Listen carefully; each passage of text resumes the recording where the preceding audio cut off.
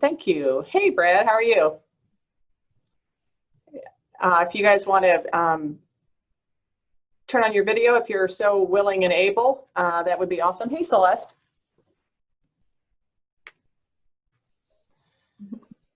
That's awesome.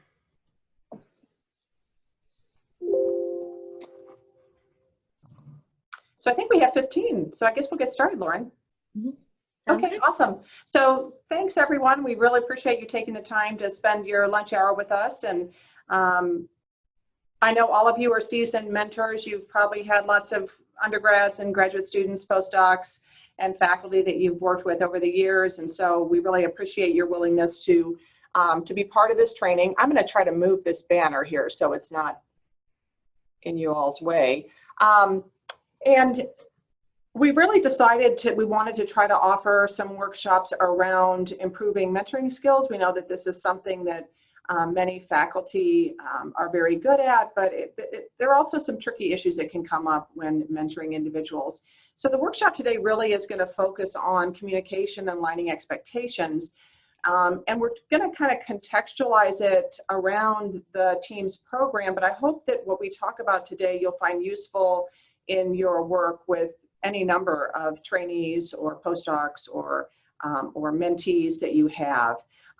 Just by way of introduction, I'm Lillian Evie. I'm a faculty member at the University of Georgia in the psychology department, and actually my area of expertise is industrial organizational psychology. So I've been part of the CTSA since this last iteration, and I've been working with Kathy Greenling out of Emory to come up with ideas of ways to connect people and to promote team science. My more specific area of scholarship is actually mentoring. So I study mentoring relationships primarily in organizational settings, but also to some extent in university settings, and I've done some interdisciplinary work looking at youth mentoring too. So because of that, Kathy asked me if I would lead this workshop. We had a similar workshop last year with our cohort and got some feedback that it really wasn't contextualized enough for the Georgia CTSA and that mentors really wanted some more practical guidance. So we've kind of revamped it and hopefully you'll enjoy it. We've got a lot packed into an hour, but I don't really want to rush. So like a good academic, I'm willing to pinch hit here, and it's possible that we'll only get through one of the cases, in which case we are going to have a potential alternative session. If anybody's interested in getting a little more training, Kathy can pick that up. So I don't want us to feel rushed. But with that said, we'll go ahead and get started.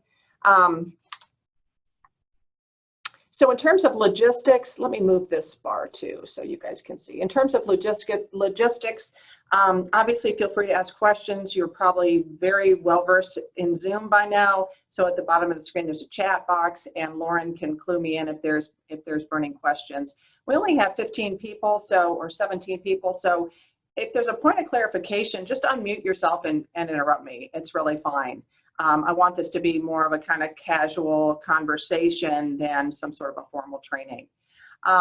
Obviously, you can unmute yourself, and then if your name shows up something strange, feel free to change it or to your first name. Some of you I know well from UGA, but many of you I don't know. So in terms of the agenda, we're going to just real quickly reintroduce you to your role in the program. Many or all of you were at our kickoff meeting, so this will be a really quick reminder of the role that you're playing. And I do want to personally thank you all for participating. Many of you are in senior leadership and administrative positions. It's a big ask to be part of this program, and we really appreciate it. We did get great feedback last year, so I hope you have a good experience. And we have quite a few repeat mentors from last year, so that attests to the fact that people had a good experience. But as I mentioned, we're going to focus today on giving constructive feedback and effective communication, particularly with people who might be different from you, as well as aligning expectations. And we will talk briefly about some mentoring problems. That's an area of scholarship that I've actually done a lot of work in. We often think of mentoring as something that's supposed to be fantastic and fulfilling, but sometimes things can go wrong. And I have found through my own academic work that this is something that can be very difficult for people to deal with. So we have two cases, one around feedback and one around expectations, but depending on the timing, we might not do the case around expectations and leave that open for a follow-up session if anybody's interested. For some reason, there we go. So as you know, the TEAMS program was really designed to help fellows develop technical skills for multidisciplinary team science, also to help them develop their relational interpersonal skills, again, particularly working with people who are different from themselves, and to develop networks to help them improve their collaboration. And so the mentoring, this component of the program can potentially help in all three of those areas. So the program was really designed very deliberately to provide kind of three pillars of resources for the fellows in the program. And so we have learning communities, which are kind of a peer mentoring experience that's led by a senior faculty member. We have the one-on-one component. And then we also have some pretty, I think some pretty nice resources and materials to help you continue to develop your mentoring skills. And this mentoring toolkit, I'll bring it up here in a second, but you feel free to share that with any other faculty or colleagues or junior faculty that might come to talk to you about improving their mentoring skills. This is not proprietary. We want this to be widely accessible. So please feel free to be part of that.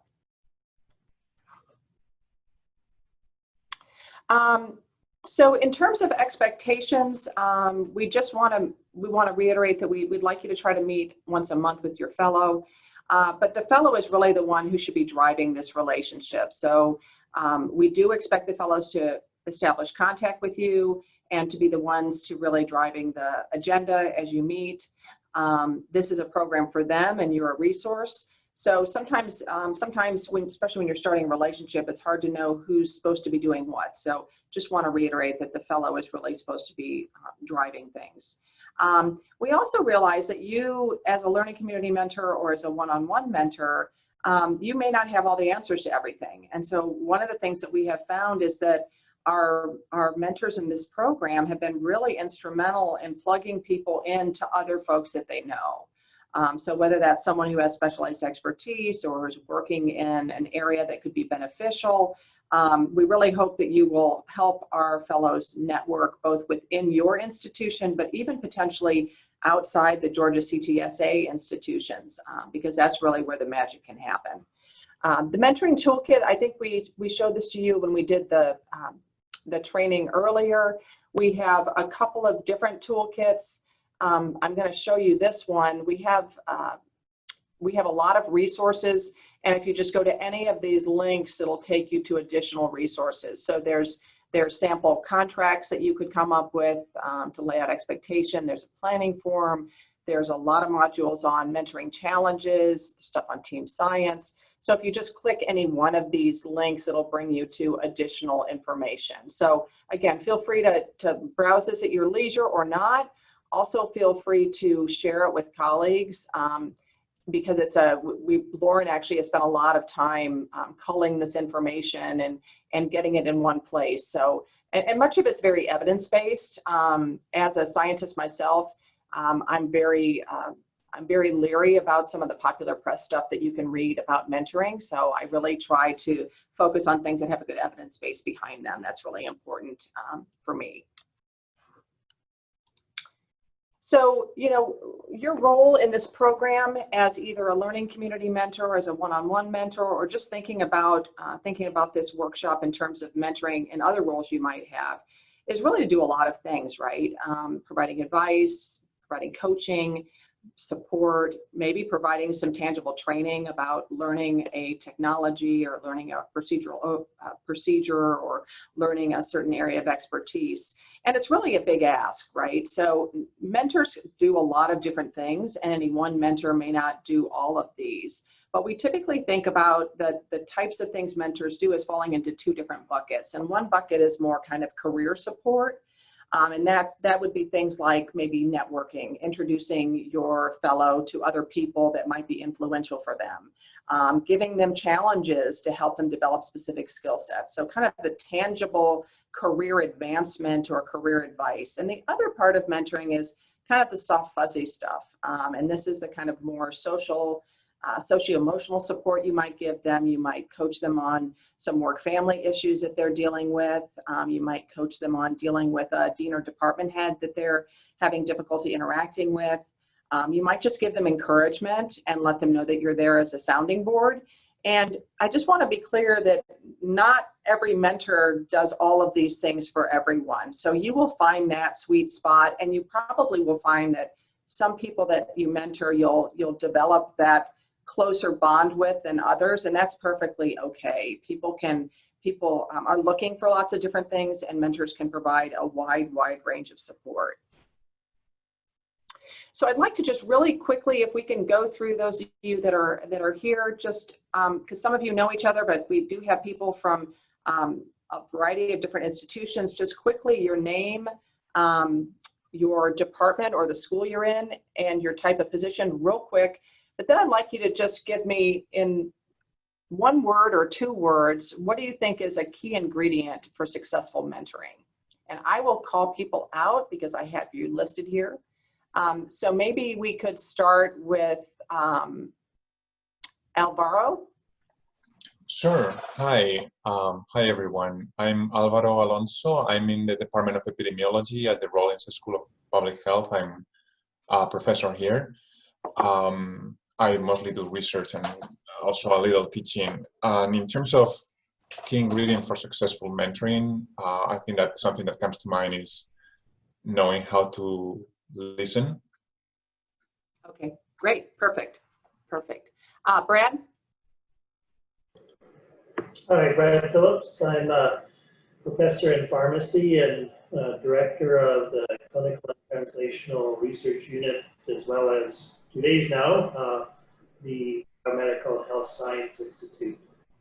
I think one of the key things that I really try to do with my mentees is really to provide a constructive feedback where there's let them set measurable goals and see if they can get early success in achieving those goals. And I think that really helps, jumpstart them and gets them to better, I guess, buy into the mentor relationship as a value added. Great, thank you. Celeste? Hi, I'm Celeste Condit. I'm a professor in the Department of Communication Studies and unfortunately currently the head of the department. So changed my perspective on being able to participate in the program a little bit. And so my focus on what you have to have is the ability to invest in your mentee and to kind of help them see that investment. Fantastic. You guys are kind of popping around now. So how about Tom or Thomas? Oh, you're muted. There we go. It had to happen, huh? So I'm Tom Wickman. I'm in the Department of Neurology in the School of Medicine. I'm also at Yorkies, the Primate Center. That's where my physical office is. I'm a professor in neurology. I try to provide to my mentees sort of non-judgmental listening mostly, and I agree with this goal of setting achievable goals so that it doesn't help them to really see the pie in the sky. They really have to have something that they can reliably work towards and achieve. Great, thanks. Shelley? Hi, I'm Shelley Hooks. I'm a faculty member in the College of Pharmacy, and I'm also in the Office of Research where We're having a little trouble hearing you. Okay, I'll just try to speak up. Is that better? Yeah, thanks. Great. I'm a faculty member in pharmacy, and I'm in the Office of Research where, among other things, I lead the Office of Postdoc Affairs, and we're really interested in building mentoring resources there. Agree with a lot of what's been said about successful mentoring. I'll add that I think empathy is very important and being able to really recognize what the mentee's goals are and kind of take yourself out of it sometimes. Great, thanks. Laura? Hi, I'm Laura Planiga. I'm in the Department of Medicine at Emory. and I am a new associate professor. And I primarily do research and a little bit of teaching. I guess key ingredient, I mean, there's many, and I think people have covered it, but I would say kind of not just having the time, but having an unstressed time to meet with them where you're not thinking about everything you need to do to really be able to focus on the person. Great, thanks. Edward? Hi, I'm Ed Bochway. I'm one of the associate professors in the biomedical engineering department that's joint between Georgia Tech and Emory. This is my first experience in the mentoring program. I run a small lab focused on biomaterials and regenerative medicine on this side. In a word, I would say that hope is an ingredient of mentoring insofar as there needs to be some reasonable expectation that our partnership is going to be a successful one. Great. Joe? Hello, everyone. I'm Joe Nocera. I'm an associate professor in neurology and rehab medicine. I also have a position at the VA in the Center for Neurocognitive and Visual Rehabilitation. I think what I try to do is have regular communication, and sometimes that's can be structured meetings or kind of ad hoc. It's we're not all in the same place right now, so that's a little bit different. But just make sure that there's opportunities to communicate regularly. Okay, great. William or Bill? Yeah, hi, I'm Bill Schaefer. I'm in the Department of Microbiology and Immunology at Emory. I really like the concepts of open communication and empathy. And depending on the level of my trainee, a lot of times I'll work on helping them organize, also with grantsmanship and writing manuscripts to make things clear. Because I serve on numerous editorial boards and study sections, so I can help them in those areas. So thank you. Great, thanks. Jennifer?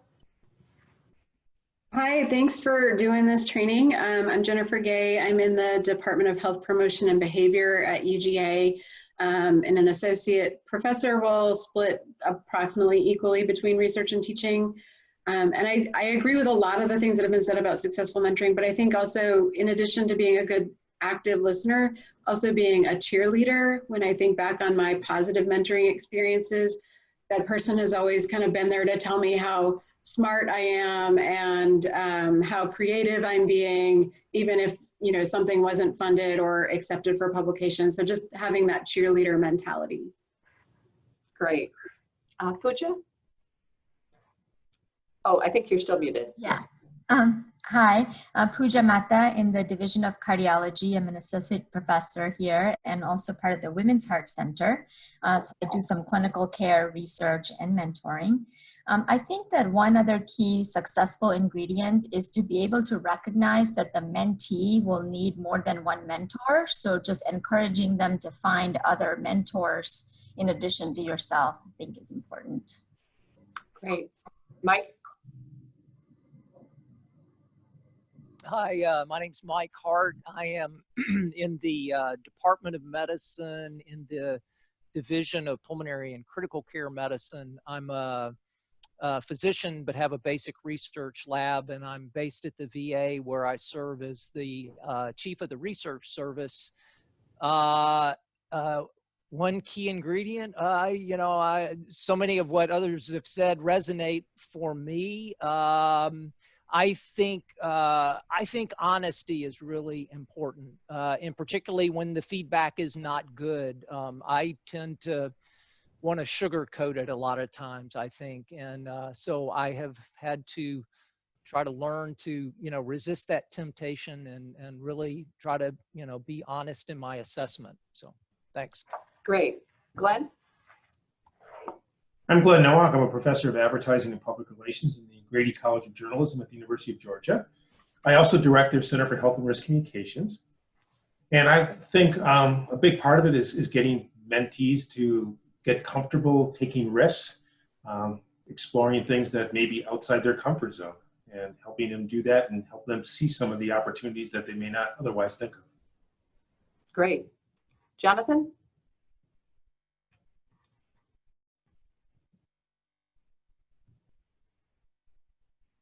I think you just, I scared him off. Can you hear me? Oh, there you go. Yeah. I'm here. I'm here. Slow speed. Sorry about that. I'm Jonathan Murrow. I'm out here in Athens where the Wi-Fi is kind of slow. But I'm at the University of Augusta University UGA Medical Partnership professor here and Associate Dean of Research.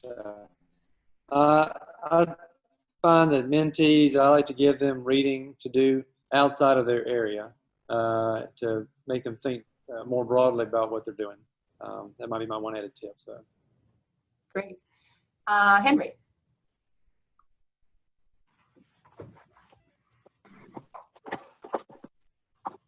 Hello, can you hear me? Yeah. Wonderful. My name is Henry Young. I'm an associate professor in the College of Pharmacy here at the University of Georgia. I'm also the interim department head for the Clinical and Administrative Pharmacy Department.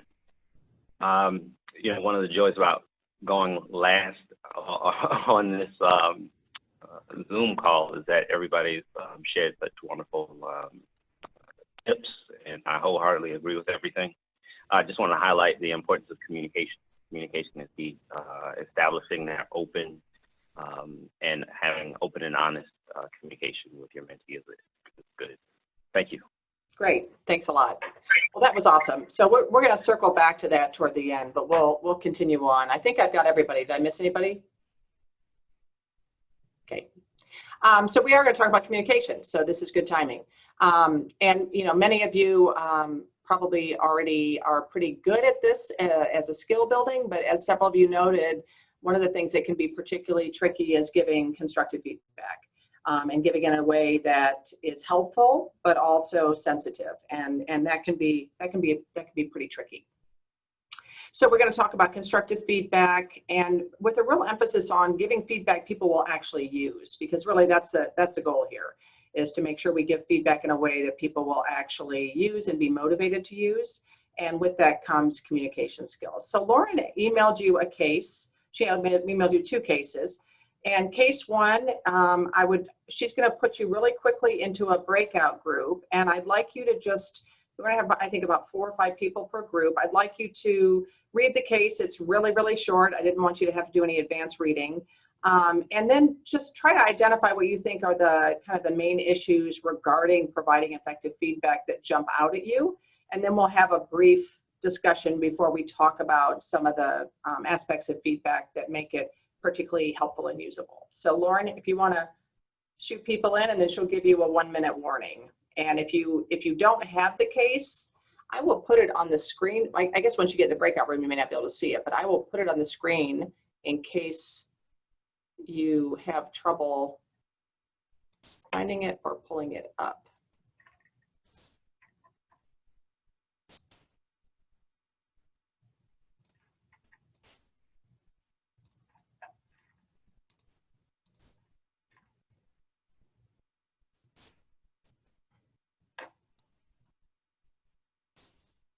And Lauren, you can put them in their breakout groups.